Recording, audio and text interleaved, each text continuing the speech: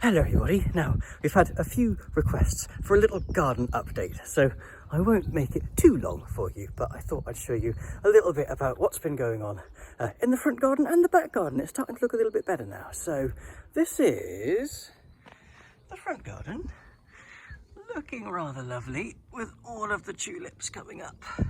This is a beautiful one, isn't it? This little white tulip and a few mascari coming up. Look at the little cerinthes that are looking really good.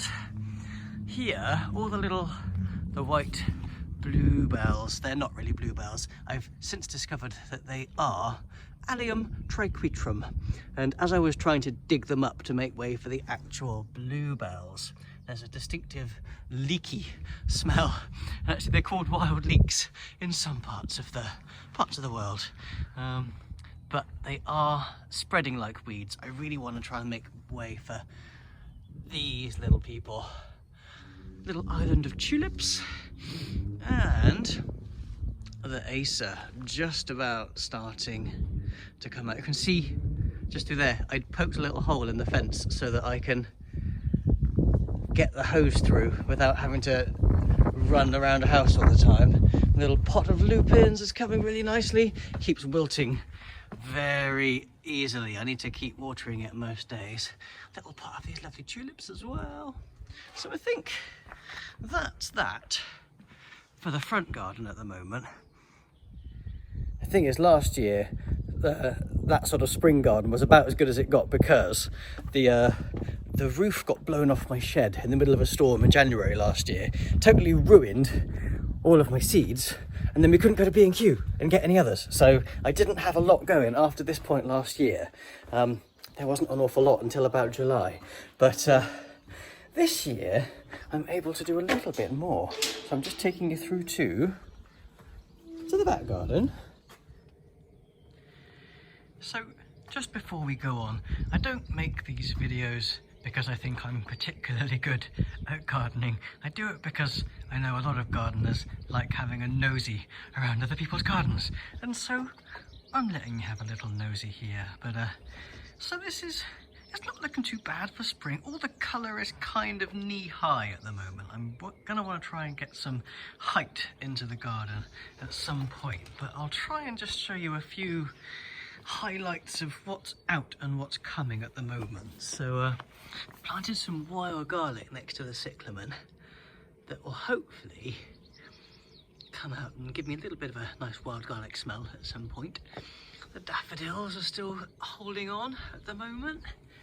This is some pulmonaria that I transplanted from the front garden, and it's much happier in the back garden with plenty more space and light, and I love their little variated leaves.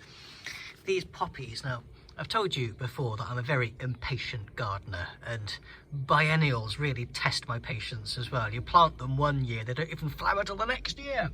But these poppies have survived so far, so we're doing okay. So have little foxgloves that are going to be coming soon next to the forget-me-nots, so I might get a little bit more height.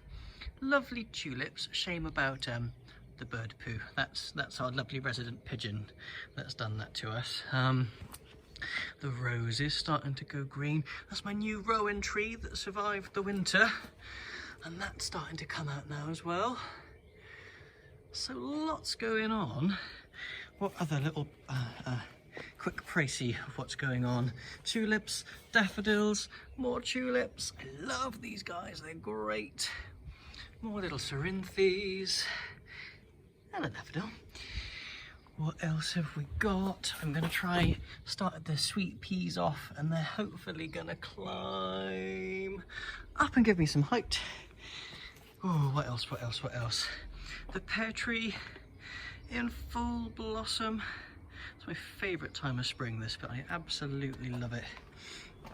And this is my treasure flower, the Gazania, that I didn't think was supposed to be hardy, but seems to have survived the winter. We've got a couple of frosty nights to get through yet, but this will open up soon, and it'll be a lovely stripy flower coming out.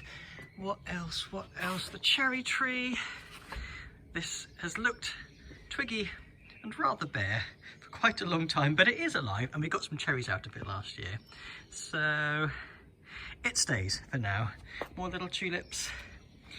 This lupin, the last little update I did, this lupin was looking a bit sorry for itself, stuck out in the garden in the cold, but it's come back to life, and it will hopefully give me some lupins very soon.